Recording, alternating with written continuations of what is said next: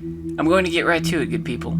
This evening, I received an early gift from our very own psychotic Easter Bunny. The gift was a thoughtfully packaged head, presented in what looks like a nice homemade Easter basket. After a brief chat with the Emmy, she verified that the head belonged to a young man that has been missing for the past 2 months. Out of respect for his family and loved ones, I will not be releasing his name tonight. However, the most interesting thing was the recording that came with the basket. Hope you like my gift, but with Easter coming to a close, what I'll do now, no one knows. I've had fun with severed fingers and toes, but unfortunately, my time has come to a close. Until next year, adios. It seems as if Stygian Cove has one less killer wandering its streets. For now, anyway. But I'm hopeful that he will be apprehended soon so that Easter can once again be the happy holiday that it was meant to be, instead of this twisted nightmare. I have acquired some extremely interesting evidence pertaining to what might be lurking in the woods of Stygian Cove. It seems investigators overlooked something in Mr. Halden's abandoned home. Hidden in a shoebox behind an air vent were some old tapes, and after listening to them multiple times, I can say this: something evil is out there. December 18th, 1977. My name is Earl Halden, and if you're hearing this, I'm probably dead. Something sinister happened to my wife, Jessica. She's sick, and I don't know what's happening to her, but I had no choice but to lock her up in the attic. This all started with that damn camping trip to Washington.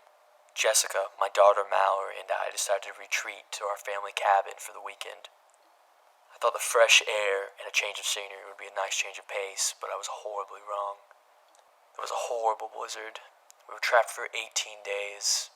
Mallory, my daughter, she's dead. Survival is a powerful thing. You don't know the lengths you will go to quell the feeling of hunger when you are starving. There's a thin line between man and beast, and without our morals, we are nothing but animals. I hold myself responsible. I should have stayed with them, but I went out and tried to work my way down the mountain to find help. When I got back, it was too late. My wife partook in the flesh of our daughter, and in doing so, she lost her humanity.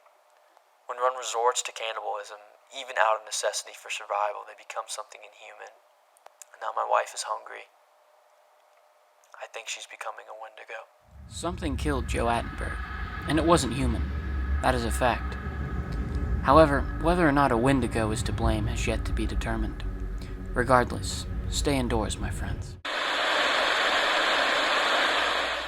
As if the woods surrounding Stygian Cove couldn't get any more mysterious, the men in lab coats who were supposedly testing for pollution have all disappeared without a trace. There have been no word on their whereabouts. However, something you might find interesting is that these men were not with the EPA as they claimed. In fact, they were not affiliated with any sanction of the government, to be precise. More so, these men seem to be around strange events quite often. These men seem to know everything that goes on in this town. They are listening. They are watching. There's never a dull moment in Stygian Cove. We are a town shrouded in mystery and death. There are ghosts around every corner, monsters hiding in the closet, and something deadly in our forests. The choices you make tonight could decide the fate of your tomorrow. I just hope you're ready for the consequences.